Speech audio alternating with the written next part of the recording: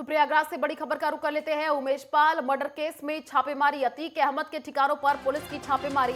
लखनऊ की universal apartment में छापेमारी हुई है। पुलिस ने अपार्टमेंट से 2 कार भी बरामद की है। ये बड़ी जानकारी आपको दे रहे हैं।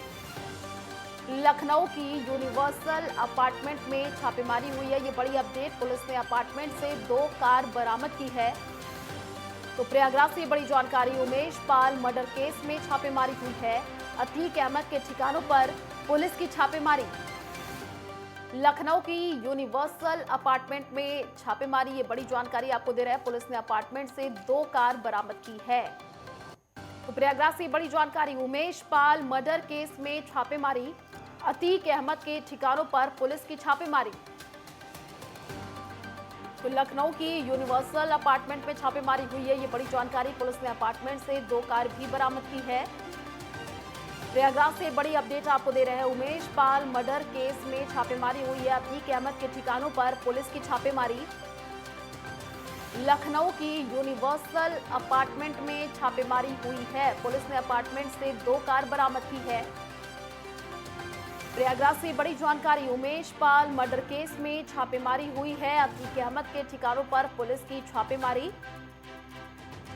लखनऊ की यूनिवर्सल अपार्टमेंट में छापेमारी हुई है, ये बड़ी जानकारी आपको दे रहे हैं। पुलिस ने अपार्टमेंट से 2 कार भी बरामद की है। तो अतीक अहमद के ठिकानों पर पुलिस ने ये बड़ी कार्रवाई की है। अतीक अहमद के ठिकानों पर पुलिस की छापेमारी। लखनऊ की यूनिवर्सल अपार्टमेंट में छापेमारी हुई है। पुलिस ने अपार्टमेंट से 2 कार बरामद की है।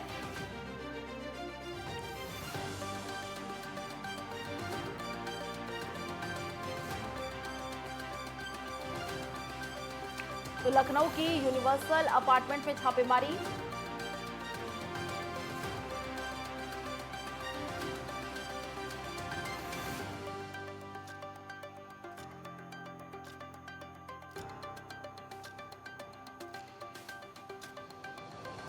ज्यादा जानकारी के लिए संवाददाता राघवेंद्र मिश्रा हमारे साथ लाइव जुड़े हुए हैं, उन्हीं का रुख कर लेते हैं। राघवेंद्र, की अतीक अहमद के ठिकानों पर अब पुलिस ने बड़ी कार्रवाई की है। अलग अलग ठिकानों पर छापेमारी की जा रही है, क्या जानकारी अभी? जी बिल्कुल, जिस प्रकार से जो है सदाकत खान ने जिस प्रकार से राज उगले हैं स्टेज के सामने, खुलासे में उन्होंने कई मुद्दे और कई जो तार जो जुड़े थे इस हत्याकांड से, उसको उगला है, उन्होंने खुलासा भी किया है। तो इसको लेकर स्पष्ट तस्वीर, स्पष्ट बात सामने आ रही कि अतीक अहमद का परिवार ही इस हत्याकांड का मुख्य दोषी है, आरोपी है। तो इसको लेकर पुलिस प्रशासन, एसटीएफ की टीम, एसओजी की टीम लगातार अतीक अहमद के ठिकानों पर छापेमारी कर रही है। क्योंकि लखनऊ यूनिवर्सल अपार्टमेंट में जिस प्रकार से वहां पर छापेमारी की गई, लैंड क्रूज और मर्सिडीज गाड़ी, 2 गाड़ियां वहां से बरामद की गई, तो सीधे तौर पर अतीक अहमद का परिवार इस हत्याकांड से जुड़ता हुआ नजर आ रहा है। क्योंकि जिस प्रकार से उमेश पाल की हत्या की गई, प्रयागराज में उसको घेर कर मारा गया, बमबाजी की गई, दहशत का माहौल बनाया गया, तो पुलिस पूरी तरह से मुस्तैद है, जगह जगह छापेमारी कर रही है। और ये भी संभावनाएं जताई जा रही है कि अतीक अहमद के जितने भी गुर्गे थे, जितने भी उसके रिश्तेदार इस हत्याकांड में सम्मिलित थे, जो माफियागिरी में, गैंगस्टर में सम्मिलित है, उनके मकानों को भी प्रयागराज विकास प्राधिकरण जो है चिन्हित कर रहा है, उसको चिन्हित कर चुका है। और 1-2 दिन में हो सकता है कि बुलडोजर से उनको ढहाया जा सके, ध्वस्त किया जा सके। 40 जो अभी तक एक जानकारी सामने आई है कि 40 जो उसके रिश्तेदार थे, जो संबंधी थे, जो उसके गुर्गे थे, 40 लोगों के मकानों को पीडीए ने चिन्हित कर लिया है।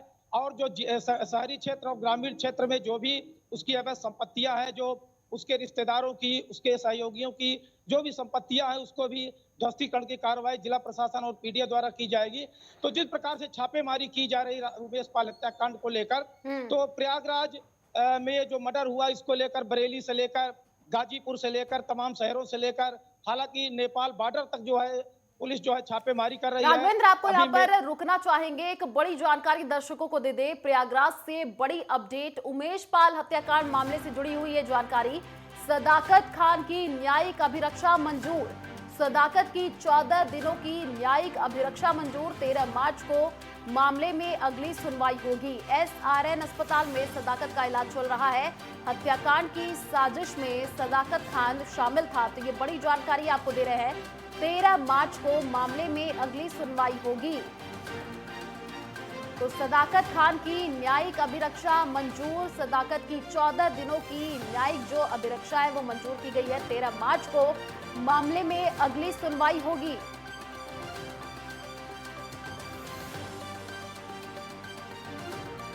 तो इस खबर पर ज्यादा जानकारी के लिए राघवेंद्र मिश्रा हमारे साथ लाइव जुड़े हुए हैं, उन्हीं का रुख कर लेते हैं। राघवेंद्र, सदाकत की 14 दिनों की न्यायिक अभिरक्षा भी मंजूर कर दी गई है, क्या अभी जानकारी?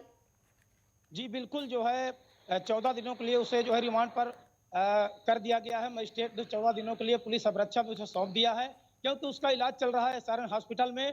तो उसको लेकर 24 घंटे के अंदर गिरफ्तारी के बाद जो उनको पेश करना था, मजिस्ट्रेट के सामने पेश करना था, या सारे प्रकरणों की जांच 24 घंटे के अंदर पूरी नहीं हो सकती थी। इसलिए पुलिस ने, एसटीएफ ने एक आवेदन किया कि 14 दिनों के लिए उसको पुलिस अभिरक्षा में भेजा जाए, रिमांड पर भेजा जाए। तो इस प्रकार से 14 दिनों के लिए सदाकत खान को अभिरक्षा में भेज दिया गया है, क्योंकि अभी कई राज उनसे खुलवाने हैं।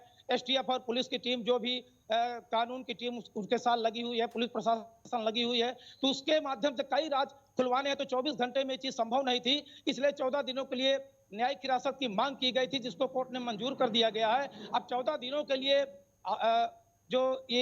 जो मुख्य जो है साजिश करता है, जो षड्यंत्रकारी है, उसको 14 दिनों के लिए पुलिस अपनी अभिरक्षा में रखेगी और कई राज उससे उगलवाएगी। क्योंकि जिस प्रकार से कल खुलासे हुए, राज बाहर आए, अहमदाबाद जेल से अतीक अहमद ने ही आदेश दिया था उमेश पाल के मर्डर के लिए, और उसके आदेश के बाद बरेली जेल में बंद उसके भाई अशरफ ने इस साजिश को जेल में ही रहकर पूरा ताना बाना बुना था, वहां पर षड्यंत्र रचा था, चक्रव्यूह रचा था, और अहमदाबाद बरेली से होते हुए प्रयागराज में मर्डर हुआ। तो कहीं ना कहीं सीधे तौर पर प्रयागराज का जो हत्याकांड है, इसको लेकर अतीक अहमद, अशरफ और उसका परिवार ही दोषी माना जा रहा है। और 14 दिन की अभिरक्षा में जो सदाकत खान को रखा गया है, इससे कई खुलासे अगर स्पष्ट रूप से सामने आ जाते हैं, तो अतीक अहमद की मुश्किलें वैसे भी बढ़ रही हैं, कई सालों से बढ़ रही हैं। इस बार इस हत्याकांड से उसकी मुश्किलें ज्यादा बढ़ेंगी। और एक अपडेट आपको दे दें कि शाइस्ता परवीन, जो उनकी पत्नी है, उनको डर लग रहा है। उनका कहना है कि वीडियो कॉन्फ्रेंसिंग के जरिए उनके पति और उनके भाई अशरफ खान को सुना जाए, क्योंकि उनको इनकाउंटर का डर है, उनको मुठभेड़ में मार डालने का डर है। इस पर उन्होंने एक याचिका दायर की थी कोर्ट में न्यायिक मजिस्ट्रेट के सामने, जिसको न्यायिक मजिस्ट्रेट ने पूरी तरह से खारिज कर दिया है। उनका कहना है कि इनकी याचिका पोषणीय नहीं है, इसलिए उसको भी खारिज कर दिया है। तो शाइस्ता परवीन को डर सता रहा है अपने पति और अपने देवर को लेकर, अशरफ को लेकर, कि जिस प्रकार से ये पुलिस प्रशासन लगातार ढूंढ ढूंढकर अपराधियों को मौत के घाट उतार रही है, मिट्टी में मिला रही है। तो उसको लेकर इनको डर भी बना हुआ है कि सीधे तौर पर जिस प्रकार से नाम आ रहा है अतीक अहमद का, कि अहमदाबाद जेल से अतीक अहमद ने आर्डर किया, वहां से अशरफ वहां पर प्लानिंग किया बरेली जेल में, और प्रयागराज में इस अंजाम को जो है कारित किया गया, उसकी हत्या कर दी गई उमेश पाल की। तो कहीं ना कहीं सीधे तौर पर जो है अतीक अहमद के जितने भी गुर्गे हैं, जो रिश्तेदार हैं, जो इस हत्याकांड से जुड़े हुए व्यक्ति हैं, उन पर छापेमारी कर रही है, एसटीएफ कर रही है, पुलिस कर रही है। तो जल्द ही अपराधी जो है अंदर होंगे, उनके साथ कानूनी प्रक्रिया के तहत उनको सजा दी जाएगी। किंतु अतीक अहमद का सीधा नाम जुड़ जाने से ये डर भी लगा हुआ है उन्हें। तो सदाकत खान को 14 दिन के लिए न्यायिक हिरासत में इसीलिए रखा गया है, उसके साथ जितने भी तार हैं, जो भी लोग सम्मिलित हैं, उनको जो है जल्द से जल्द पुलिस ढूंढकर कानून के शिकंजे में ले। जी बिल्कुल, चलिए राघवेंद्र, आप नजर बनाए रखिए, आगे भी आपसे अपडेट लेते रहेंगे। फिलहाल शुक्रिया तमाम जानकारी साझा करने के लिए। यहाँ रुकते एक छोटे से ब्रेक के लिए, जल्द लौटेंगे।